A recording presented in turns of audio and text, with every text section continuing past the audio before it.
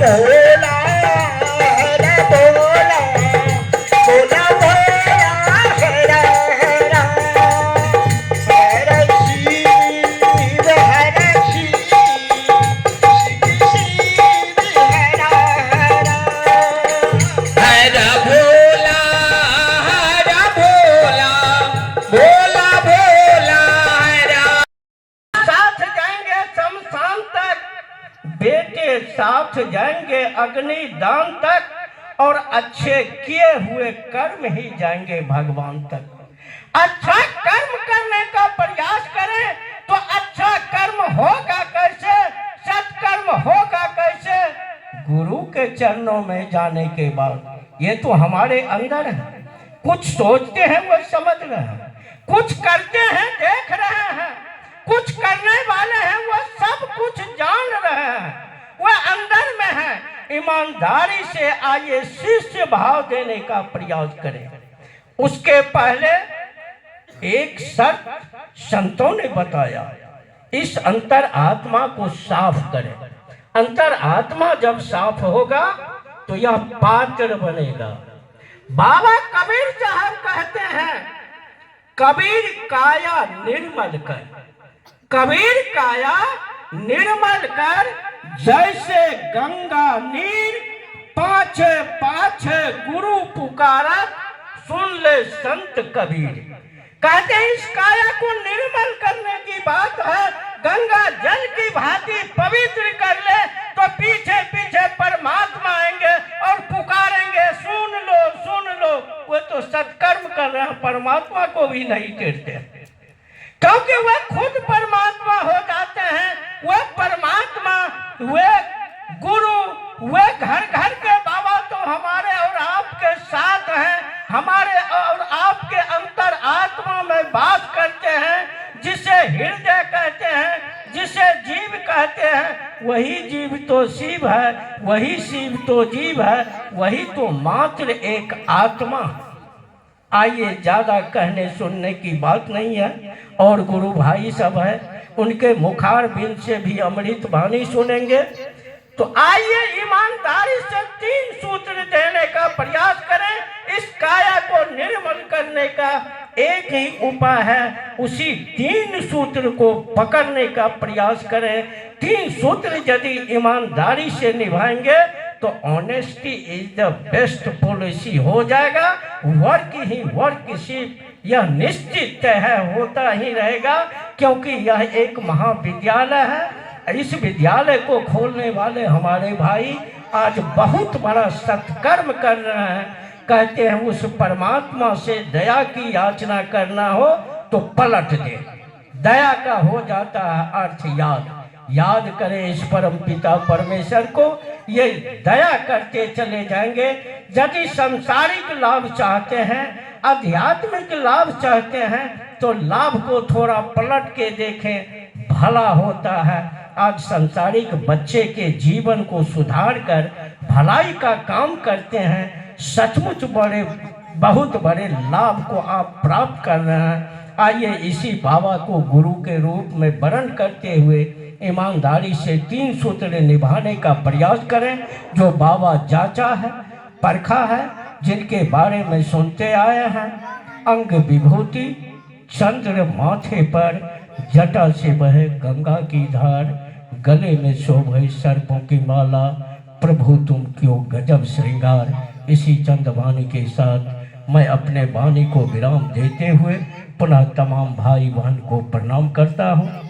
त्रुटि के लिए क्षमा चाहता हूँ, क्योंकि मैं परम अज्ञानी हूँ।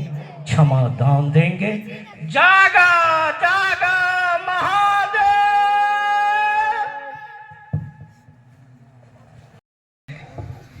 अपने गुरु के चरणों में प्रणाम निवेदित करता हूं। तत्पश्चात साहब के चरणों में मेरा प्रणाम, दीदी के दिवंगत आत्मा को मेरा प्रणाम, चर्चा स्थल पर उपस्थित तमाम भाई बहनों को मेरा प्रणाम।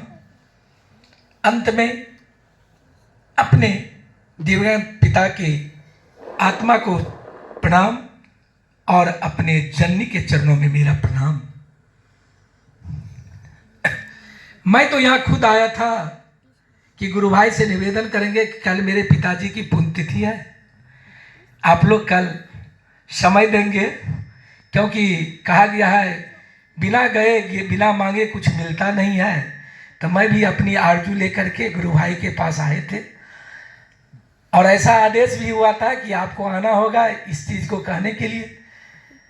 तो कल 18 फरवरी है, मेरे पिताजी की पुण्यतिथि है।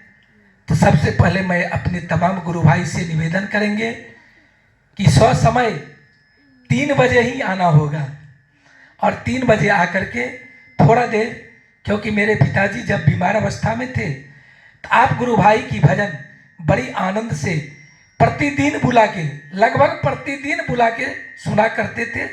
इसलिए उनके पुण्यतिथि पर मैं आज भी शिव गुरु परिचर्चा का कार्यक्रम रखते हैं।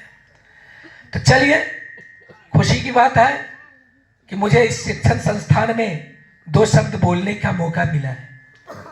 यह शिक्षण संस्थान गुरु और शिष्य की बीच की बात है, जहां गुरुओं के द्वारा बच्चों में संस्कार दी जाती है, बच्चों के अंदर दीप प्रज्वलित की जाती है और उस दीप प्रज्वलित से उसे ज्ञान में, प्रकाश में विभूषित की जाती है। यह शिक्षण संस्थान ये है। हम आप भी कहते हैं कि किसी न किसी गुरु के संपर्क में चलिए, किसी न किसी गुरु के संपर्क में जाएंगे तो आपको वही प्रकाशमय ज्योति मिलेगा, जिस ज्योतिमय के लिए आप अपने बच्चे को किसी विद्यालय से, किसी शिक्षण संस्थान में नामांकन करवा के और पढ़ाने का काम करते हैं। तो यही शिक्षण संस्थान, आज सौभाग्य है कि इस शिक्षण संस्थान में मुझे 2 शब्द बोलने का मौका मिला है। पहली बात है कि बच्चे की संस्कार कहां से होता है। अगर सबसे पहले इस बात पर हम आप विचार करेंगे कि बच्चे के अंदर पहला संस्कार कहां से होता है, बच्चे में संस्कार कहां से आता है, तो मैं कुछ उदाहरण आपके सामने देता हूं। महाभारत में आपने अभिमन्यु की गाथा को पढ़े होंगे, आपने सतयुग में ध्रुव की गाथा को पढ़े होंगे, आपने सतयुग में प्रहलाद की गाथा को पढ़े होंगे या सुने होंगे। ये सारे बच्चों को मां के गर्भ से ही संस्कार मिला, मां के गर्भ से ही वह संस्कार मिला, और मां के गर्भ ही सबसे बड़ा विद्यालय है और सबसे बड़ी गुरु आश्रम है, जहां से बच्चे को संस्कार की नींव पड़ती है। हम कहते हैं आप बहुत बड़े मकान बना ले, 2 महल 3 महल 4 महल की मकान बना ले, लेकिन उसकी नींव अगर आप कमजोर कर देंगे तो आपकी मकान की लाइफ बहुत अधिक दिनों तक नहीं रहेगा। लाइफ अधिक दिन बनाने के लिए सबसे पहले माता पिता के अंदर वह संस्कार होनी चाहिए। वह अवस्था में हम अपने मुख को या अपने मन को, कहा गया है, एक छोटी सी उदाहरण है, रावण का नाम दशानंद क्यों पड़ा और दशरथ का नाम दशरथ क्यों पड़ा?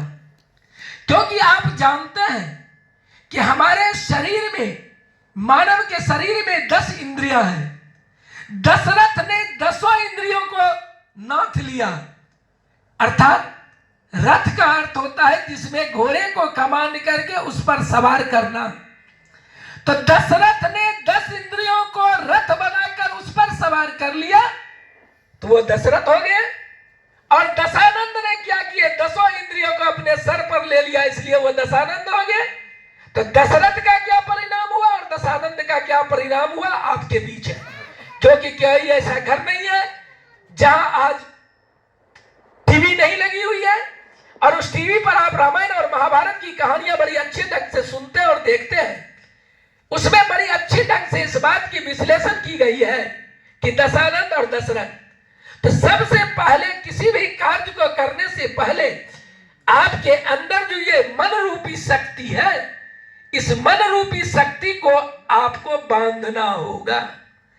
जब तक इस मन रूपी शक्ति को आप नहीं बांध लेते हैं, आपको कुछ भी प्रतिफल मिलने वाला नहीं है। चलिए, मैं फिर आगे नहीं, इससे आगे नहीं जाऊंगा। संस्कार की बात कह रहे थे। आपको याद होगा, आप सोचते होंगे कि मां की गर्भ में बच्चे कहां से संस्कार सीखेंगे, मां की गर्भ में बच्चे कहां से चेतना अवस्था में होंगे। ये आपकी गलतफहमी है। 3 मास के बाद बच्चे जब अपना रूप धारण कर लेता है तो सबसे पहले उसके अंदर चेतना आता है। आपके 10 इंद्रियां हैं, 5 कर्म इंद्रिया और 5 ज्ञान इंद्रिया। तो ज्ञान इंद्रिया की बात अगर आप करें तो आप कान से सुनते हैं, आंख से देखते हैं, नाक से सुगंध लेते हैं, आदि आदि की बात करते हैं।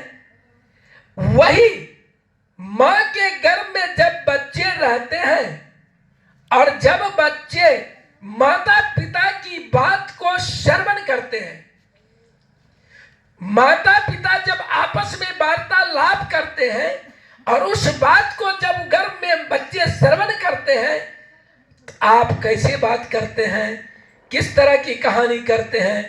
अगर आप शेरा डाकू और फूलन देवी की कहानी कहेंगे तो आपका बेटा शेरा डाकू और फूलन देवी ही बनेगा। आप राम की बात करेंगे, कृष्ण की बात करेंगे, ध्रुव की बात करेंगे, प्रहलाद की बात करेंगे, आपका बेटा भक्त प्रहलाद बन सकता है, भक्त ध्रुव बन सकता है। लेकिन आपकी बात कैसी हो रही है, आप किस अवस्था में कैसी बातें कर रहे हैं, इस बात को माता पिता को सर्वप्रथम ध्यान रखना होगा। जब कैसी बातें अपने इस अवस्था में किस तरह की बातें कर रहे हैं। आपको याद होगा हिरण्याकश्यप के पुत्र थे प्रहलाद। जब प्रहलाद अपनी मां के गर्भ में थे तो भगवान इंद्र ने प्रहलाद की मां का हरण कर लिए और हरण करके ले जा रहे थे तो रास्ते में नारद मुनि मिल गए। नारद मुनि पूछते हैं, देवराज इन्हें तुम कहां लेके जा रहे हो। कहा आप नहीं जानते हैं मुनिवर, यह हिरण्याकश्यप का बेटा है और कल यह दानव ही होगा। दानव बन के जब आएगा तो मेरा इंद्रासन पर ही हमला करेगा, मुझे हराएगा, मेरे स्वर्ग का उत्तराधिकारी बनना चाहेगा, इसलिए मैं इसे जन्म लेते ही कत्ल कर दूंगा। कहा भूल रहे हो सकता है यह तुम्हारा कहीं दास बन जाए या तुम्हारा मित्र बन जाए या तुम्हारे सामान हो जाए। इंद्र कहते हैं कदापि नहीं, ये हो ही नहीं सकता है। कहा तो ठीक है, इस बार मेरी बात को मान लो। कहा है कि नारद का मिथ्यावाणी कभी नहीं होती है, नारद मुनि जो बोलते हैं वह सत्य बोलते हैं। कहा तो एक चांस तुम दे के देखो। और प्रहलाद की मां को नारद मुनि अपने आश्रम लेके चले जाते हैं और आश्रम में प्रतिदिन सुबह और शाम उनके अपने सामने नारद मुनि जी अपने सामने प्रहलाद की मां को बैठा के और सत्संग कराते हैं। सत्संग जब कराते हैं और सत्संग करते हैं, उन्हें सुनाते हैं।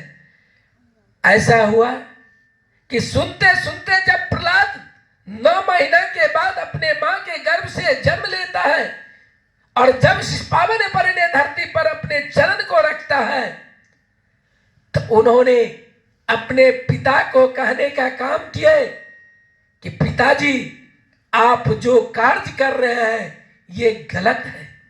आप ईश्वर की भक्ति करें, उस परमात्मा की नाम को जपें जो आपको इस कुल, जो राक्षसी कुल में आप पैदा होकर के राक्षसी मनोवृत्ति को पालन कर रहे हैं या इसके प्रति आप जागृत हो रहे हैं, ऐसी चीज को आपको मिटा देंगे। वह परमात्मा आपको सारे कष्टों को दूर करके आपको वहां पहुंचा देंगे जहां से पुनः आप इस धरातल पर वापस नहीं आएंगे। कहता है क्या कहा, परमात्मा हर जगह है। प्रहलाद कहते हैं पिताजी परमात्मा कण कण में वास है। और कहते हैं तो क्या इस खम्भ में भी परमात्मा है। फिर प्रहलाद कहते हैं पिताजी परमात्मा कण कण में है, तो क्या इस खम्भ में भी है। कहा हां पिताजी इस खम्भ में भी है। हिरण्यकश्यप को नहीं रहा गया। उन्होंने तलवार उठाया और खंभ को काट देता है। वो स्तंभ, वो जो ईंट और कंकर और पत्थर से बने हुई स्तंभ था, उसको काट देता है और काटने के बाद उससे अवतार लेते हैं नरसिंह भगवान। नर और सिंह, नर मतलब मानव और सिंह मतलब तो आप जानते हैं जंगल के राजा। ऊपर का भाग सिंह है, नीचे का भाग नर, और उनका नाम हो गया नरसिंह। फिर मैं दूसरे तरफ चला गया तो मैं कह रहा था संस्कार की बात।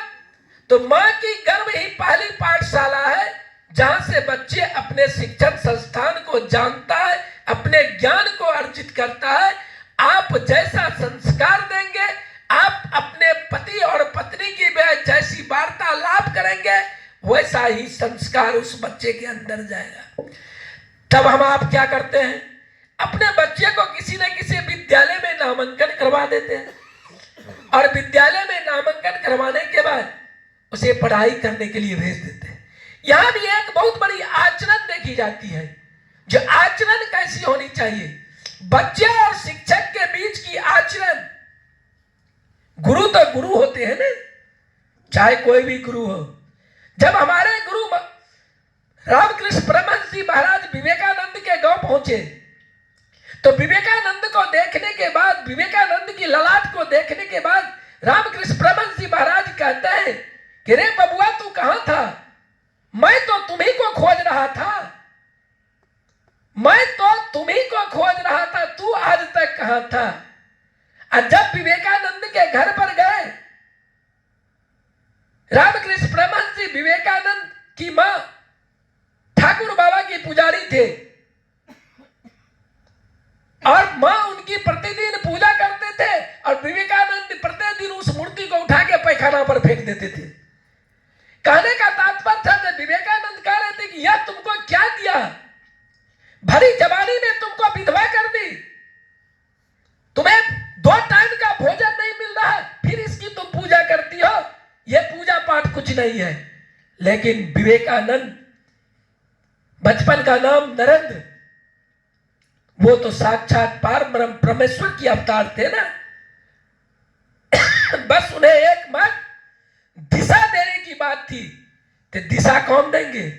दिशा देते हैं गुरु। हमें आप सभी को दिशा देने के काम गुरु करते हैं। आप एक छोटा सा एग्जाम्पल ले लीजिए। जिस गुरु की बात के लिए ये मंच लगती है और जिस गुरु की बात इस मंच से कही जाती है, वह क्या है? आप 1000 बछड़े रख दीजिए, गाय के बच्चे को रख दीजिए और उसमें एक गाय को छोड़ दीजिए। 1000 बच्चे को वह गाय नहीं टच करेगा, छुएगा तक नहीं, और वह गाय अपने बच्चे के पास पहुंच जाएगा। हम आप तो मानव हैं, कहते हैं मानव विवेकशील प्राणी है, मानव के पास ज्ञान है, बुद्धि है। मैं पूछता हूं उस जानवर के पास किसने बुद्धि दिया? उस जानवर को यह विवेक किसने दिया जो 1000 बच्चों में अपने बच्चे को पहचान लेता है? इसी अध्यात्म गुरु की बात हमारे गुरु भाई सब मंच लगा के आपको कहने के लिए आते हैं कि शिव गुरु हैं। और शिव गुरु हैं, हम कहते हैं आप बड़े बड़े महात्मा संत आपके गांव समाज में आते हैं, आप उनसे पूछिए कि महात्मा जी ये बताइए, अ से ज्ञ तक की अक्षर आपने कहां से पाए? अ से ज्ञ तक की अक्षर किसने बनाया इस धरती पर? अ से ज्ञ तक का निर्माण किसने किया? शायद आपको इस प्रश्न का उत्तर कहीं नहीं मिलेगा।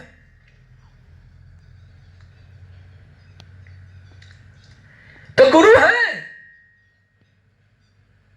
गुरु की परंपरा है। सृष्टि के निर्माण से ही गुरु हुए। बहुत लंबी कहानी है, एक छोटा सा कहानी कह देते हैं। हमें और आपको किस प्रकार का जीवन निर्वाह करनी चाहिए। एक राजा था, एक राजा था, उसके दरबार में एक जोहरी आया। राजा ने अपने मंत्री से कहा कि ए मंत्री, एक हीरे का टुकड़ा लाओ, एक हीरा लाओ और इस हीरा को जोहरी को दिखाओ कि इस हीरे का क्या कीमत है।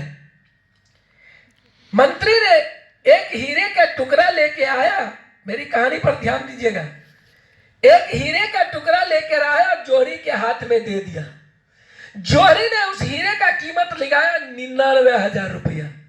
राजा को बड़ी अचंभित हुआ। अरे जोहरी, तुम इसको 1,000 बढ़ा के 1,00,000 कर सकता था, तुमने इसको 99,000 रुपया ही क्यों कहा? कहा है तुम इतनी पक्की बात कैसे कह रहे हो? अगर इनकी 99,000 से ज्यादा दाम लग गया तो तुम्हें मृत्यु दंड दे दिया जाएगा। जोहरी कहता है हो ही नहीं सकता है, 99,000 से 1 रुपया अधिक इस हीरे की कीमत नहीं है। तब राजा पूछते हैं जोहरी से, जो बताओ इसका क्या प्रमाण है? जोहरी कहते हैं कि मंत्री जी को आदेश दीजिए 100 हीरे के टुकड़े लाने के लिए। 100 हीरे के टुकड़े लाने के लिए मंत्री जी ने तुरंत 100 हीरे के टुकड़े लेके आए। 100 हीरे के टुकड़े को गोलंबर करके रख दिया गया और उस बीच में उस हीरे को रख दिया गया। हीरे कैसा होता है? रंग तो हीरा का काला होता है, कोयले के समान, लेकिन उसमें बहुत चमक होता है। क्योंकि हीरा, जब कोयले के खान से कोयला और हीरा को निकाला जाता है तो जोहरी ही मात्र हीरे को पहचानता है जी ये हीरे का टुकड़ा है। मजदूर अगर पहचान लेगा कि ये हीरे का टुकड़ा है तो मजदूर बहुत जल्दी करोड़पति अरबपति हो जाएगा इस हीरे के टुकड़े को लेकर, लेकिन पहचान नहीं पाता है। लेकिन जोहरी पहचान लेता है कि ये हीरे के टुकड़े हैं। इसी प्रकार से गुरु पहचान लेते हैं और यह शिष्य भी जान लेते हैं कि मेरे गुरु कौन है। हम मानव को जान लेना चाहिए कि हमारे सच्चे गुरु कौन है। और जब हीरे को गोलंबर करके रखा गया, उस बीच में उस हीरे के टुकड़े को रखा गया, तो वह हीरा मात्र 99 हीरे पर ही अपनी चमक दे पाया। 100वां हीरा अंधकार में था। जोहरी ने कहा राजा साहब, इसीलिए इस हीरे का कीमत 99,000 रुपया है, क्योंकि ये 100 हीरे को चमक नहीं दे सकता है, ये 99 हीरे को ही चमका सकता है, इसलिए इनकी कीमत 99,000 रुपया है। उसी समय एक साधु आ गए, बड़ी गौर से सुनिएगा। उसी समय एक संत आते हैं, महात्मा आते हैं, साधु आते हैं। उन्होंने एक मुट्ठी धूल उठा के जोहरी के माथे पर दे देता है। राजा बड़ी अचंभित में पड़ गए। संत से पूछते हैं महात्मा जी आपने ये काम क्यों किए? इतने बड़े जोहरी को आपने इस मुट्ठी भर धूल क्यों दे दिए? कहा राजा साहब, इस बात को आप नहीं जानेंगे। कहे मैं क्यों नहीं जानूंगा? कहता मैं जनाता हूं। ये जोहरी बचपन में जब मां के गर्भ में था तो इन्होंने ईश्वर से प्रार्थना किया था कि मैं जब इस धरातल पर जाऊंगा तो सिर्फ तेरा गुणगान करूंगा, तेरी प्रार्थना करूंगी, तेरी पूजा आराधना करूंगी। लेकिन ऐसा नहीं हुआ। जोहरी ने अपने व्यापार में लग गया, सिर्फ हीरे को पहचानने का काम किया। यह अपने सत्य कर्म को भूल गया, इसलिए यह धूल के समान है। इस धूल के समान है, इसका महत्व कुछ नहीं है। जोहरी का विवेक खुल जाता है, जोहरी जग जाता है, तो गुरु वही काम करते हैं जो तुम्हारे अंदर जो अविवेकता आ गई, अर्थात कहने का तात्पर्य है तो धन के पीछे मत दौड़ो, ज्ञान के पीछे दौड़ो। धन के पीछे दौड़ोगे तो वही हाल होगा जो यमराज के घर में बांधे जाओगे। ज्ञान के पीछे दौड़ोगे तो मैं विश्वास के साथ कहता हूं कि वह पार ब्रह्म परमेश्वर परम सत्ता तुम्हें अपना बेड़ा पार करके, तुम्हें इस मझधार की नदियों से पार करके अपने शरण में ले जाएंगे और वहां अपनी स्थान पर रख देंगे। पुनः आपको पुनर्जन्म नहीं लेना होगा, मानव योनि में नहीं आना होगा। आप इस मानव रूप, क्योंकि 84 लाख योनियों के भटकने के बाद ये मानव तन प्राप्त होता है, पुनः आपको इस मानव रूपी संसार में नहीं आना होगा, न कोई कष्ट भोगना होगा, न कोई कुछ भोगना होगा। तो मैंने कह रहे थे रामकृष्ण परमहंस जी की बात और विवेकानंद की बात। विवेकानंद के माँ के पास जब रामकृष्ण परमहंस जी महाराज पहुंचते हैं तो कहते हैं माता ये पुत्र आप मुझे दे दें। ये पुत्र तो दुनिया के लिए है, संसार के लिए आया है, विश्व को जगाने के लिए आया है, इसको आप इस घर में क्यों रखते हैं? नरेंद्र तो बचपन से ही बड़ी हट्टी था। उन्होंने रामकृष्ण परमहंस जी महाराज से कहते हैं कि आप मुझे कहां ले जाएंगे? कहते हैं कि मैं तुम्हें साक्षात परमात्मा का दर्शन कराने ले जाऊंगा। और तुम तो खुद परमात्मा हो, तुम्हारे अंदर की चेतना को जगाने की जरूरत है। तुम्हारे अंदर की जो ज्योति बुझ गई है, उस ज्योति में तेल और बत्ती लगा के बस सलाई नेस जलाने की देरी है, वह जलेगा, तुम जान जाओगे मैं क्या हूं। ये दीप, तेल और बत्ती क्या है? वह ज्ञान है। जो ज्ञान उसके अंदर जगेगा और ज्ञान जगने के बाद विवेकानंद खुद जान जाएंगे कि मैं क्या हूं। विवेकानंद कहते हैं सुनिए, मैं तभी आपके साथ चलूंगा जब आप मुझे परमात्मा से भेंट करा देंगे। कहा चलो मैं तुम्हें परमात्मा से मिलाऊंगा। क्योंकि हम आप भली भांति जानते हैं कि रामकृष्ण परमहंस जी महाराज को मां काली की साक्षात दर्शन होती थी। जब भी उन्होंने अपनी आवाज में मां शब्द निकालते थे तो मां काली साक्षात उनके सामने आ जाती थी। तो विवेकानंद को उन्होंने मां काली का दर्शन करवाए और उसके बाद विवेकानंद क्या हुए ये तो कहने की बात नहीं है। आज हमारी बहुत सारी संतों की बात होती है। हम कहते हैं बुद्ध को विश्व जानता होगा, महावीर को विश्व जानता होगा, कबीर को विश्व जानता होगा, तो विवेकानंद को भी विश्व जानने का काम कर रहा है। और विवेकानंद एक ऐसे शिष्य हुए जिन्होंने पूरे संसार में अपने गुरु की ख्याति को फैलाने का काम किए, गुरु की प्रसिद्धता को दिखाने का काम किए, और उस विवेकानंद के बदौलत रामकृष्ण परमहंस जी को सारे विश्व में जानने का काम किए। आप भी एक शिष्य हैं और उस जगत गुरु पार ब्रह्म परमेश्वर के शिष्य बनने जा रहे हैं। उनकी ख्याति में आप कहीं भी धूल न लगने दे। उसके ख्याति को इनकी ख्याति को तो चमकाने की आवश्यकता नहीं है, क्योंकि आप पार ब्रह्म शक्ति को चमका नहीं सकते हैं, लेकिन उनकी बात को रख करके आप इस समाज को चमका सकते हैं। यहाँ के व्यक्ति के अंदर, यहाँ के मानव के अंदर वो प्रज्वलित प्रकाशमय दीप जला सकते हैं, जिससे उस पार ब्रह्म परमेश्वर से उनकी नाता भी जुड़ जाएंगे। इसके लिए पहले आपको सत्कर्म पर आना होगा। हम तो देखते हैं रामचरितमानस के चौपाई में बड़ी गौर से पढ़ा जाता है। गोस्वामी तुलसीदास जी ने लिखने के काम करते हैं कि अस विचार जियो जागहु ताता, मिलहि न जग में सहोदर भराता। और एक मंच पर दो भाई बैठे रहते हैं। आज की परिवेश यह है, एक मंच पर दो भाई बैठे रहते हैं, कहां है सहोदर का प्रेम? और कहता है कि मैं संतों की बात करता हूं, मैं परमात्मा की बात करने के लिए आता हूं। क्या आपके अंदर उसकी बात कितना असर करेगा? कहता है लोहे को पारस से छुआ दे सोना बन जाएगा। तो तुम पारस पहले बनो, पहले हम पारस बने, तब दूसरे को सोना बनाने का काम करें। हम पारस है ही नहीं, हमारे अंदर कोई गुणवत्ता है ही नहीं। हमने आज तक परमात्मा की बात को जाना नहीं, लेकिन दूसरे को लंबे लंबे लफेड़े बात मार करके जलाने का काम करते हैं। कभी नहीं जान पाओगे। पहले खुद बनो, खुद सोचो। हम कहते हैं आपको सिंहेश्वर की रास्ता का ज्ञान नहीं है। आपसे कोई मुसाफिर आके पूछता है कि भैया मुझे सिंहेश्वर जाना है, रास्ता बताइए, क्या आप बताएंगे? क्योंकि आपके अंदर सिंहेश्वर की ज्ञान नहीं है। सिंहेश्वर किस रास्ते से जाएंगे ये आपको जानकारी नहीं है, आप कैसे सिंहेश्वर की बात बता देंगे? और जिस व्यक्ति को सिंहेश्वर की रास्ता का ज्ञान है, जिस व्यक्ति को सिंहेश्वर जाने की रास्ता मालूम है, वह हट से कह देगा कि ऐसे ऐसे ऐसे जाइए, फलना फलना जगह पर जाइए, लतराई में गाड़ी पर बैठिए, पिपराई होते हैं तो ये काली चौक होते हुए, दुलार रुपौली होते हुए बुढ़ावे पुल पर जाइए, अब बुढ़ावे पुल से डायरेक्ट सिंहेश्वर पहुंच जाइए।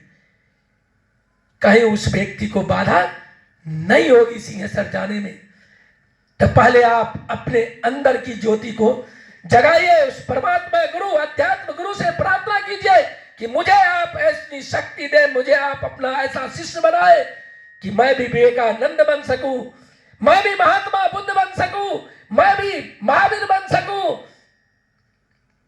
और केवल कहने से कुछ नहीं होगा।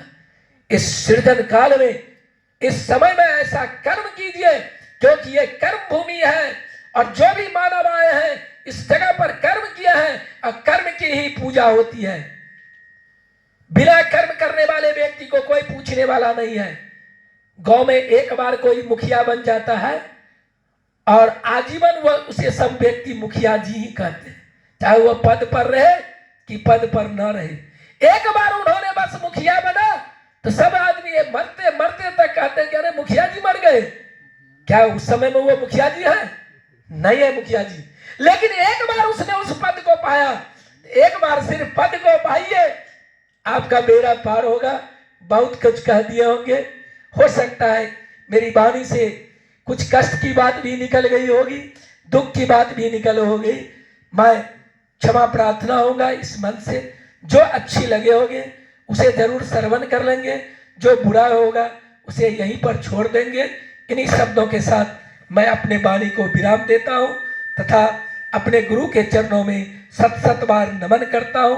आप तमाम भाई बंधु के चरणों में नमन करता हूं और अंतिम बार यही कहूंगा कि आप सत्य मार्ग पर चले, असत्य मार्ग को छोड़े, इस समाज को एक अच्छा सुंदर समाज बनाने का काम करें। इन्हीं आशा और विश्वास के साथ अपनी वाणी को विराम देते हैं।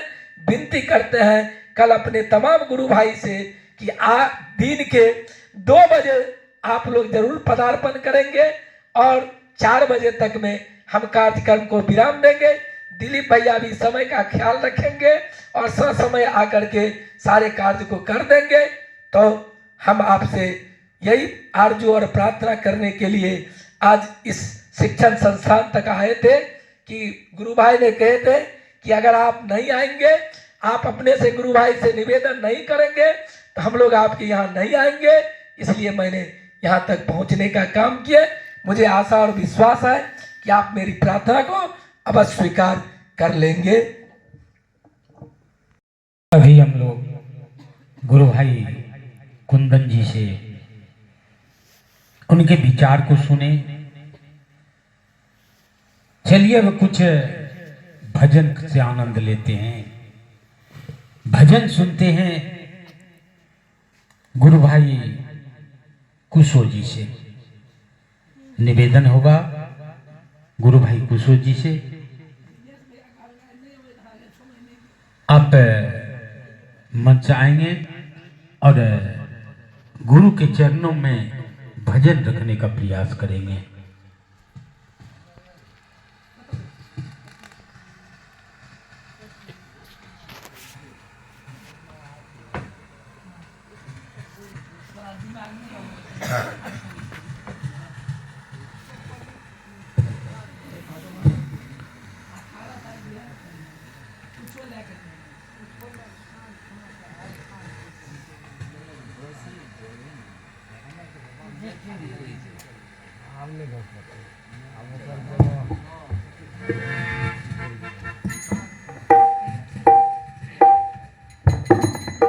सबसे पहले मैं जगत गुरु शिव के चरणों में प्रणाम करता हूँ। इस कालखंड के महामानव श्री हरिनानंद नीलम दीदी के चरणों में प्रणाम करता हूँ।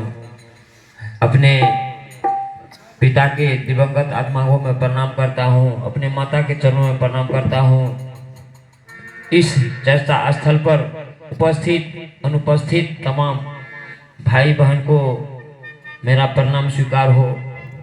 आदेश है एक भजन गाने का, मैं गाने का प्रयास करता हूँ। त्रुटि के लिए मैं क्षमा चाहता हूँ।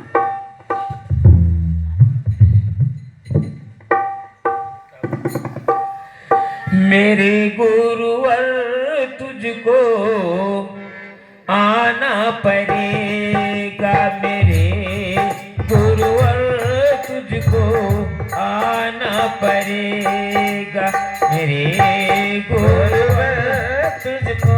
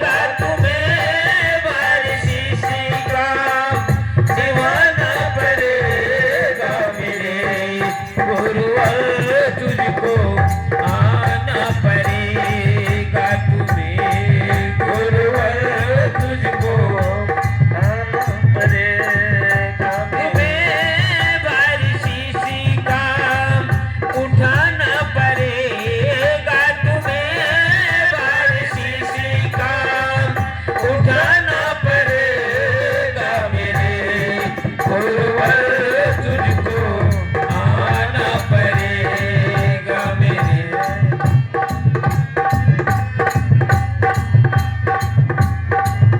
मेरे गुरुवर तुझको आना पड़ेगा।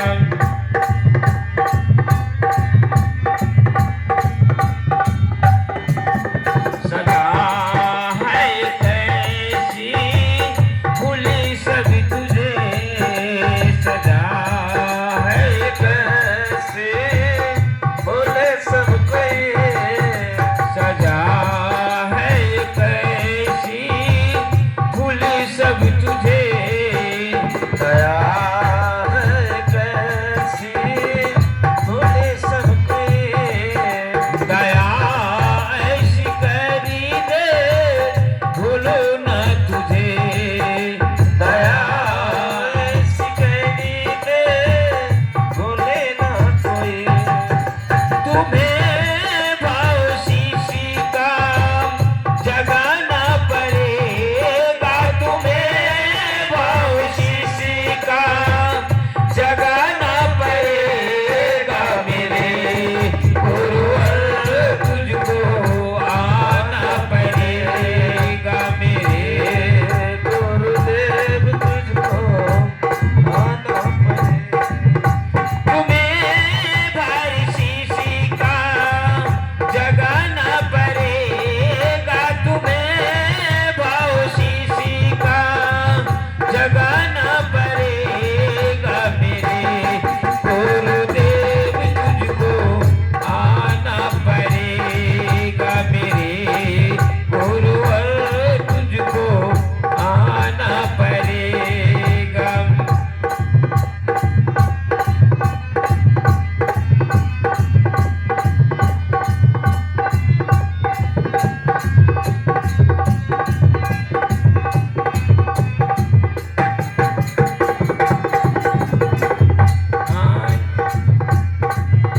मेरे गुरुवर तुझको आना पड़ेगा, मेरे गुरुवर तुझको आना पड़ेगा।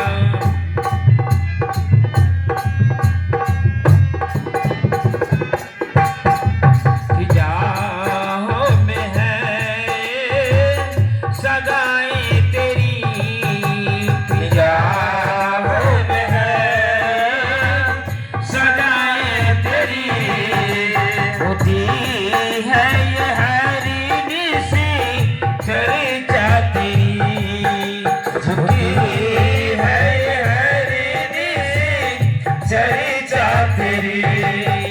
हमें नाझरी दर पर करना पड़ेगा, हमें नाझरी दर पर करना पड़ेगा। मेरे गुरुवर तुझको आना पड़ेगा, मेरे गुरुवर तुझको आना पड़ेगा। तुम्हें भारी शीशी का उठाना पड़ेगा, तुम्हें भारी शीशी का निभाना पड़ेगा। मेरे गुरुवर तुझको आना पड़ेगा, मेरे गुरुवर तुझको आना पड़ेगा, मेरे गुरुवर तुझको आना पड़ेगा, मेरे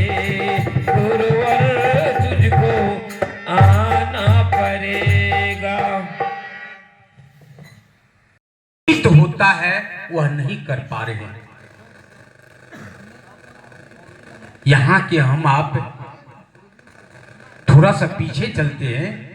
जब हम आप मां के गर्भ में थे, पैर ऊपर और सर नीचे उल्टा टंगा हुआ था, उतना ही जगह में ये भोजन भी करते थे, मल मूत्र भी करते थे।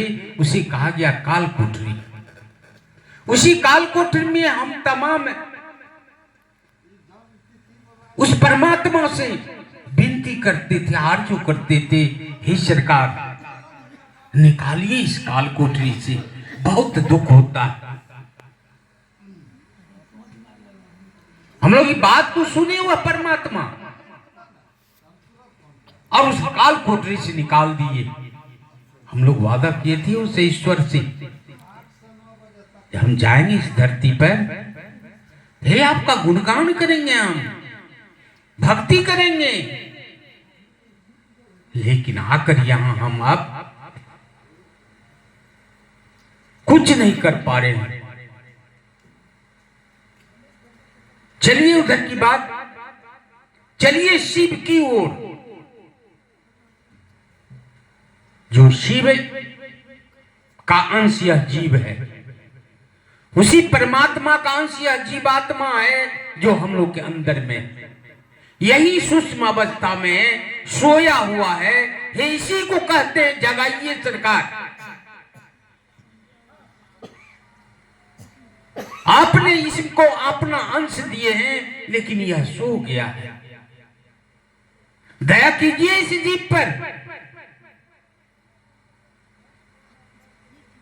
जब दया करते हैं तो वही व्यक्ति जगता है, वही व्यक्ति शिव की ओर चलता है, वही व्यक्ति सत्य की ओर चलते हैं, वही सत्य को अपनाते हैं, सत्य से रिश्ता बनाते हैं। जिससे सत्य से रिश्ता बन जाता है, हे वह रिश्ता टूटता नहीं है, वह जन्मों जन्मांतर तक वह रिश्ता बना हुआ रहता है। मात्र एक बार उस शिव से जोड़ने की जरूरत है, जुड़ने की जरूरत है, शिव में सटने की जरूरत है। अगर सट गए आप हट नहीं पाएंगे।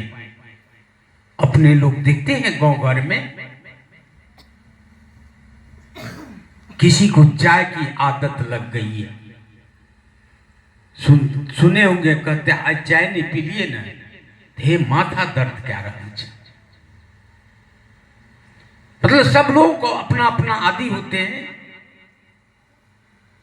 तो अब चाय पकड़ लिए हैं उस व्यक्ति को, चाय अब छोड़ता नहीं है, प्रयास करते कहते हैं ये बहुत प्रयास करी छिए चाय के छोड़े के लिए, नहीं छूटे। ठीक उसी प्रकार अगर वह महादेव पकड़ में आ जाए, महादेव पकड़ा जाए, अगर एक बार पकड़ा गया आप छोड़िएगा, महादेव आपको नहीं छोड़ेंगे। उस चाय की तरह आप भागते रहेंगे, लेकिन वो आपको खींच के ले आएगा। उस चुंबक की तरह, जिस तरह दिखते हैं ना, चुंबक के सानिध्य में लोहा को ले जाते हैं, तो उस लोहा को चुंबक खींचकर अपने में सटा लेता है। अगर उस लोहा को अलग कीजिए तो उस लोहा को भी दूसरे लोहा में सटाएंगे तो वह सटा लेता है, यानी उस लोहा में उस चुंबक का गुण चला जाता है। ठीक उसी प्रकार हम आप अगर महादेव में सट जाएंगे, महादेव हम लोग के गुरु हो जाएंगे, हम लोग महादेव के चेला हो जाएंगे, तो वही गुण चुंबक की तरह उतरेगा। एक लोहा दूसरे लोहा को जो खींचते हैं, सटाते हैं, सटा लेते हैं, सट जाते हैं। विचार कीजिए, जो महादेव में सटेंगे, जिसका गुरु महादेव होगा, उसका शिष्य कैसा हो सकता है। इसलिए कहते चलिए शिव की ओर। शिव तो हर हमेशा अपने शिष्य को, वह गुरु रूप में अपने शिष्य को खोजते हैं। जिस तरह शिष्य खोजते हैं अपने गुरु को, गुरु भी खोजते हैं अपने शिष्य को। अगर शिष्य नहीं है तो गुरु कौन काम का, वह किसको ज्ञान देंगे, किसको पढ़ाएंगे। अगर यही स्कूल है, इसमें अगर बच्चा नहीं दे, यहाँ के यह शिक्षक किसको पढ़ाएंगे। पढ़ाएंगे तो विद्यार्थी को ही। अगर विद्यार्थी हैं अगर अच्छा शिक्षक नहीं है तो उस बच्चे के ऊपर क्या ऐसा ज्ञान उतरेगा। ठीक उसी प्रकार अगर गुरु की बात कहा जाए तो गुरु मात्र शिव है, शिव के सिवा गुरु नहीं। और गुरु कहा गया है ज्ञान को, इस शरीर को नहीं। गुरु ज्ञान है और ज्ञान ही गुरु है।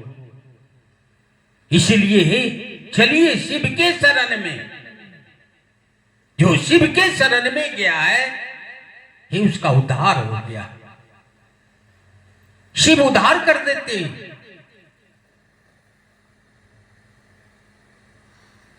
थोड़ी सी कथा है। मां भवानी और शिव दोनों चले घूमने के लिए। अभी तो हम लोग चप्पल जूता क्या क्या पोशाक लगा के चलते हैं, लेकिन महादेव दूसरे को पहनने के लिए तो वस्त्र आभूषण पर आभूषण देते हैं, लेकिन अपने वह नंगे रहते, उसका शरीर नंगे रहता, खाली पैर चलते हैं। जब वह चले घूमने के लिए तो वह जंगल होके जा रहे थे, पहाड़ होके जा रहे थे। उस पहाड़ पर पत्थर था, कांटा था, उस पत्थर होके जो चले थे, 3 कानी वाला पत्थर सब उसके पैर में चुभ गया, खून निकल रहा है, कांटा चुभ गया पैर के, जा रहे हैं, ब्लड निकल रहा है। मां भवानी को देखा नहीं गई, नहीं देखी, नहीं बर्दाश्त हुआ उनको। तो मां भवानी कहती है, हे नाथ, आपके पैर से तो देखते खून निकल रहा है, बहुत कांटे चुभे हुए हैं, पर कंकर सब गरा हुआ है, लाइए इसको निकाल देते। कहा नहीं, देखो जो मेरे शरण में आ गया है, जो मेरे चरण को पकड़ लिया है, हम उसको कैसे अलग करेंगे। वह पत्थर, वह कंकर जो मेरे पैर में चुभा हुआ है, वह तो मुझको पकड़ लिया है, मेरे चरण को। हम अपने चरण से उसको कैसे हम अलग करेंगे, उस कांटा को कैसे हम अपने चरण से अलग करेंगे। यही उसका उद्धार हम कर सकते हैं, लेकिन अलग नहीं करेंगे। कहने का मतलब है, हे जो उनके शरण में जाता है, उस महादेव के शरण में, हे उसका बेड़ा पार हो जाता है। वह उनको बेड़ा पार कर देते हैं, वह अपने से अलग नहीं करते हैं, मात्र ही उसके शरण में जाने की जरूरत है, ही उसको अपनाने की जरूरत है। एक बार अपना के देखिए ना, एक बार तो अपना के देखिए। वह तो जगत पिता है और जगत माता भी है। सभी किसी देवता के आगे नाथ नहीं लगता है, लेकिन हे महादेव के आगे में नाथ लगा हुआ है, क्योंकि नाथ मतलब मालिक होता है। यह सबका मालिक है, यह अनाथों का नाथ है, बेसहारा का सहारा।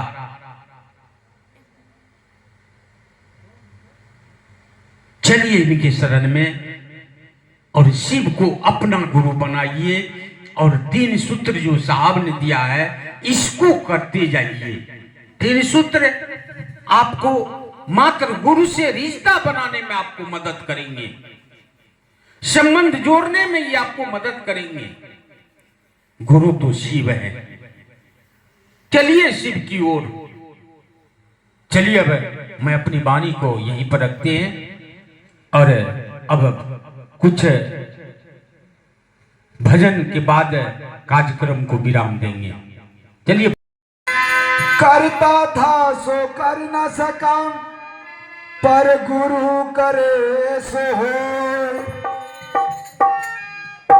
7 दीप 9 खंड में गुरु से बड़ा ना कोई। है धन्य तेरी माया जग में, दुनिया के रखवाले शिव शंकर डमरू वाले नमामि गुरुवर नमामि हरिहर नमामि देवा महेश्वरा नमामि पार ब्रह्म परमेश्वरा नमामि भोले दिगंबरा है धन्य तेरी माया जग में ओ दुनिया के रखवाले शिव शंकर डमरू वाले शिव शंकर गुरु वाले है धन्य तेरी माया जग में ओ दुनिया के रखवाले शिव शंकर डमरू वाले शिव शंकर भोले वाले